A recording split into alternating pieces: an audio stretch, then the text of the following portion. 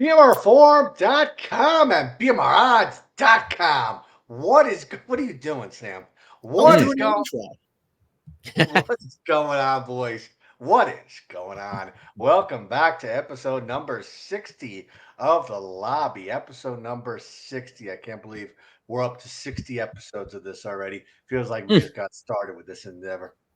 But as always, Mr. Donnie Rightside. Good afternoon, Donnie.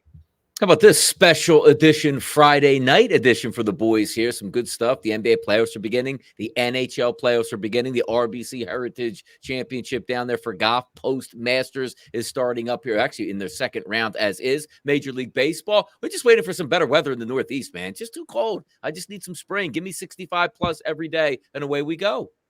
I'm out to Vegas. It's 80 and I sunny, know, not a man. cloud in the sky. And last but certainly not least, the man who looks like he just rolled out of bed with that hair, Sam's in charge. It's a beautiful set of hair. I actually just got home from work, taking advantage of the upstate New York. Some nice days. On Wednesday, it was beautiful. I was able to get out on the golf course for the first time this year. Yeah. Shot exactly bogey golf, which is right on par to how I normally play. Play on words there a little bit, but it's a great time to be a New York fan. We got the Rangers as the President's Cup winner. We got the Knicks as the 2 seed going up against Donnie and Bobby's 76ers. That'll be a fun battle over the next couple weeks. The Yankees are playing well, so right now it is a fun time to be a New York fan. We'll see what the next couple months brings us in the playoffs. Super excited, though. Yeah. How about the Mets, Sammy? How are they doing? Yeah, I'm a Yankee fan, so we don't worry about across the subway there. Okay. But speaking of baseball, Donnie, let's dive right into it. What do you got on the diamond? I know. Yeah, some pretty good stuff tonight. And this feels in pretty good here for Sammy tonight, but that Tampa Bay New York game, you got a minus 174 favorite to minus 185, depending on where you're shopping for the Yankees. I think they win that game, but I also think this game goes over the total of 8.5 runs. You got some pretty good matchups here from a Yankees perspective. And also, I do think Judge has a nice night tonight. I think our guy, Mr. Volpe, has a nice night tonight, and also Juan Soto. So give me over the 8.5. But some other RBI props I'm tracking tonight, that will be Bobby Witt Jr. and Salvador Perez of the Kansas City Royals. Some decent matchups there. And as always, you always got to have somebody from the Atlanta Braves in the lineup. Even though it's a lefty-lefty matchup tonight, I think Matt Olson has a really good chance to get some RBI. So take that over in the Yankees game at 8.5. Take a couple RBI props from that Kansas City game, and we should be good to go tonight, fellas. Good luck, Donnie. Sammy, what do you got on the diamond? Yeah, so my baseball strategy has turned into spot betting. I think the JDS contest has really emphasized that I'm really only good at picking one game a day, where if I try to volume bet, it just doesn't work. I'm in 18th place in the contest, and I was in 49th place over the last couple weeks. So I've won, I think, 8 straight or 7 straight, just one a day, slow and steady, working up the rankings. But you got top 3 right now. You got Carolina Kid sitting in 3rd place at plus 6.28 units. Empire Maker second place at plus 9.45 units. And first place right now dominating Head Sturks 16-5 plus 15 units over the first 3 weeks of the season. So 16-5 plus 15 units, pretty consistently picking run lines or underdogs as his winner.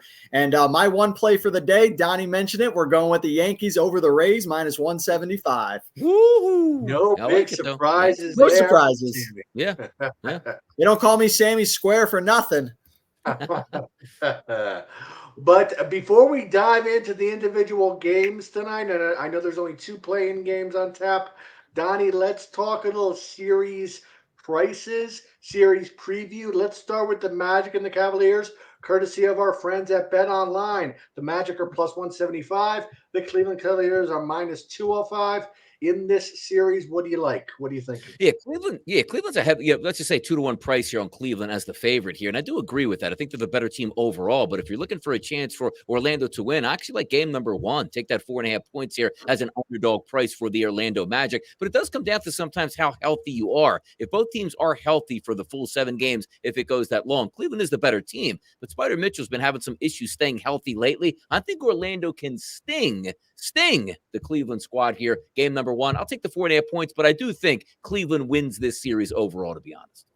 All right. Thank you, Donnie. Sammy, same question. Magic Cavaliers series. What do you like here? Yeah, there's really no value in taking the Cavs at over minus 200 as far as the long term. The only way to do that was if you want to do a parlay of the series, which actually Wager All Sports posted a thread saying that there's a limited number of sports books that'll actually allow parlay of series, which from a gambler perspective, that's the best way to do it if you want long-term action, but you don't want to do individual games.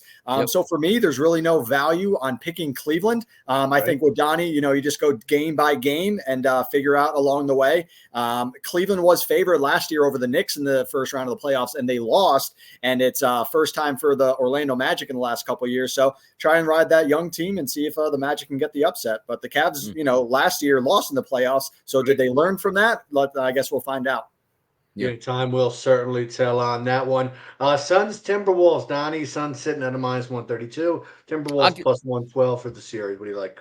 I actually like the Minnesota Timberwolves. I do. And I like the Minnesota Timberwolves in game number 1. I said all year long, like as long as the Phoenix Suns got to the playoffs and the big three was going to be healthy, that's a team that I wanted to back here. But I just haven't been won over by the Suns all year long. And I'm not going to change my stripes right now. So if I do think that you are a little bit overrated on the Suns, I think we're underrated on the Minnesota Timberwolves, a team that was vying for the number 1 overall seed in the final few games of the season. Karl-Anthony Towns is back and healthy. They have home court advantage. I just don't trust the Suns. Now, the Suns do win the series. I might start trusting them, but I'm not trusting them yet here. I like the Minnesota Timberwolves game number 1 and for the series here, Bobby.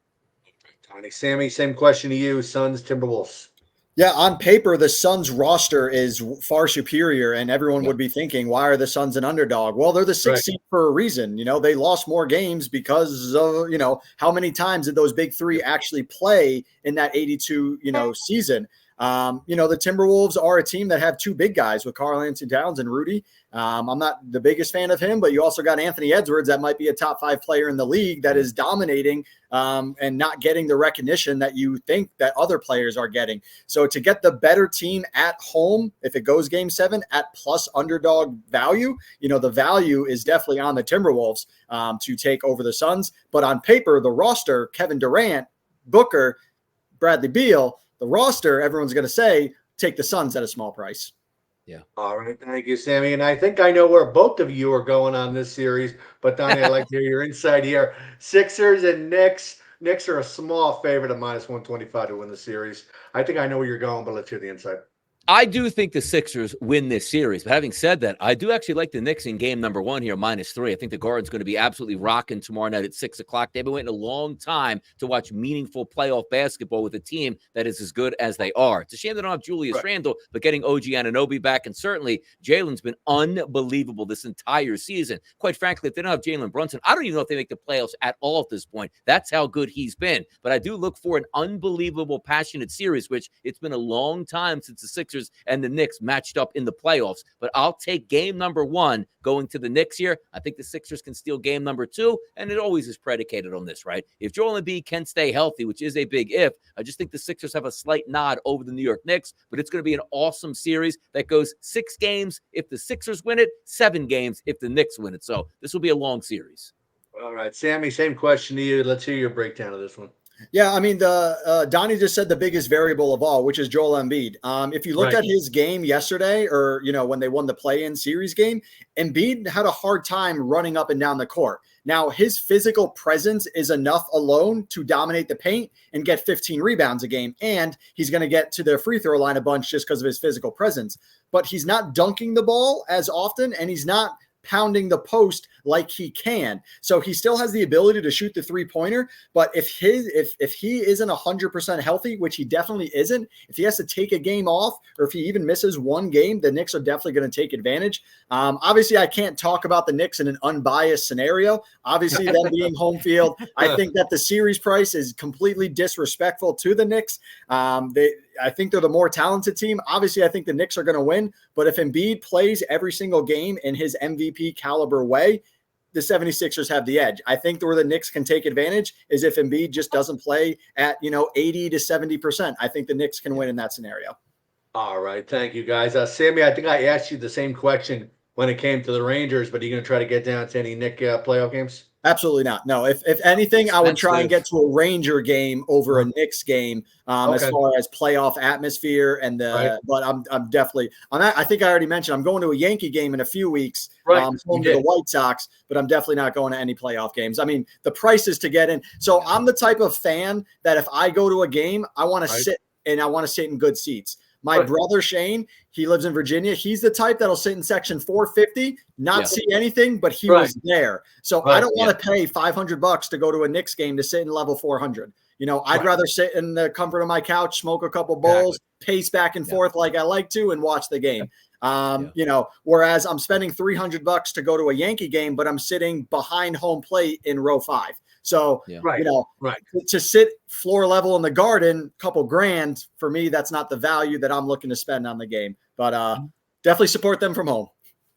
And that actually brings up a good point since you mentioned pacing back and forth. Donnie, over to you for this question. If you're betting games, are you watching each game or are you just following up on the scores? What's your strategy there? What are you doing?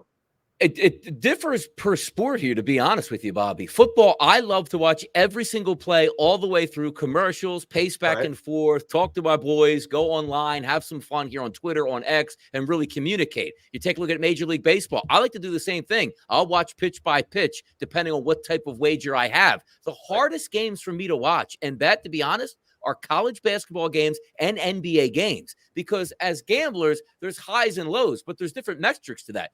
When you watch a hockey game, right, you're invested all the way through. Specifically, it's your favorite team in the playoffs. Every edge of the rush is so awesome. And I remember, and again, my Flyers don't ever make the playoffs anymore, but overtime games with your favorite team, you can't take your eyes off the TV. You're on the edge of your seat because that game could be over one trip up the ice. But for my money here, like the Sixers, it almost like when they get into a tough game, I got to take a timeout and a break and go walk the dog up and down the street and check the game on my phone for a little bit. Then you see the Sixers up 5 points. You run home and try to get back in front of the TV again. But basketball is so hard for me to watch and bet at the same time. It's just too stressful for me. Every other sport, I'm good with it.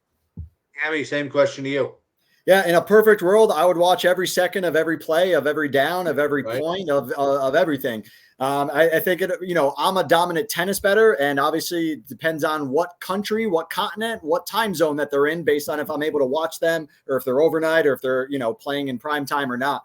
So ideally, I want to watch at least 90 to 95%. I think that also helps future gambling. I think part of what makes a gambler is watching the action to know what to expect out of the players, what to expect out of the team, what to improve on the next bet, what to look at a player prop. So I think if you're only score watching, you're not going to be necessarily seeing the game flow. You could see that the Knicks won 195, but did you really see that the Knicks came back from a 20-point deficit? Did you see that there was a couple questionable decisions that went one way versus another? So I really think that if you're a long-term gambler and you want to be profitable, you have to watch the majority of the game to understand all the action of the game to then make a more educated guess or more educated decision or more understanding, capping decision of the game, for your individual knowledge. But of course, I want to watch as much of the game as possible for live betting purposes too.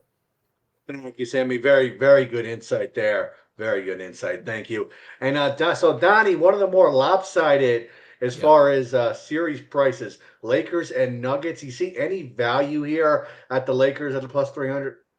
I don't look. The Lakers have LeBron James, one of the best basketball players we've ever seen, and Anthony Davis, and went on the road and beat the Pelicans. That's good signs here. So you get that slingshot effect, I call it, where you're already in the playoffs. You won. You're feeling that momentum. The Denver Nuggets have been off for a week. But having said that, we're going back on. This is a terrible matchup for the Lakers. Not because it's like, oh, LeBron James can't play in this environment. Go back to last year's playoffs. 4-0 sweep by the Denver Nuggets. Just put the Lakers right out on the way to the NBA Finals for the Denver Nuggets. So you say, all right, what happened this year between the Lakers and the Nuggets? Another sweep by the Denver Nuggets. So what's going to change in the playoffs, where last year in the playoffs they got hammered, the regular season they got hammered? I don't think anything's changing. Can they make it a competitive series? I don't think it's going to be another sweep, but no way, shape, or form am I betting the Los Angeles Lakers. And by the way, I think the best team overall in the playoffs, which does include the Boston Celtics, is still going to be the Denver Nuggets for me. All right, Sammy, same question to you. Lakers Nuggets series. What are you thinking here? Yeah, Donnie mentioned everything. I mean, if this series goes past 5 games, that's going to be a shock. Yeah, so if you're looking for some value, bet on the 4-0 or bet on the 4-1 series price, and then get it at the plus odds, because there's no value at minus 500 or minus 450 unless your book allows you to parlay series prices, and there's no value at minus 350 on game 1 or whatever. So if you're looking for some plus odds for some value, bet it to be a sweep or Denver 4-1. All right, Mavericks Clippers, Donnie. Mavericks are a slight favorite at minus 135. I really like the way the Mavericks have been playing down the stretch here. I mean, you're talking about unbelievable performances on a night-to-night basis by Luka Doncic, Kyrie Irving. They have a better bench than they did last year. I'm high on the Dallas Mavericks, but also, you know what we say every year? Hey, look at that. How talented those Clippers teams are year in, year out. And when they get to the playoffs, they're not healthy. Voila, Kawhi Leonard hasn't played the last 8 games, hasn't practiced much, is getting injections into his knee for inflammation. He's not going to last this whole series. Dallas Mavericks for me. Game number 1, end series, take them. Sammy, same question to you. Look Yeah, like yeah, you agree over you there. gotta like the Mavs here, especially at a short price. The Clippers have again a stacked roster: Paul George, James Harden, Russell Westbrook. How are they not winning games? Right? Well, they're not all healthy at the same time, or there's too many superstars and they can't decide which one wants to score on any given night. It's understanding your role within that team to help the better of the team, but they don't care. That's some of the problem with the NBA is they're jersey swapping at the end of the games. They don't have the pride like the 80s and the 90s where if you lost, I'm fighting you after the game and I'm mad about it. They're all just bros afterwards and let's go to the strip club. So overall, I definitely think, again, with Kawhi Leonard out, that the Dallas Mavericks definitely have the advantage in that series. All right, and the last, but certainly not least matchup, Pacers and Bucks. Pacers a really small favorite here, -120. What are you thinking, Donnie? Yeah, you take a look at the Pacers, who actually are a decent matchup against the Bucks. Giannis or no Giannis, they actually crushed the Bucks for the most part in the regular season, and now Giannis looks like he's going to be out, as they say, for the early parts of the series. What does that mean? Game number 1, game 2, see him in game 3, or if the Bucks can win game 1, we won't see him until game number 4. They weren't even a good basketball team down the stretch with Giannis Antetokounmpo, let alone without him here. Damian Lillard, who I nicknamed every other game Dame, you never know what a night-to-night basis you're getting out of him. Some nights he's terrible, some nights he's very good, some nights he's average here.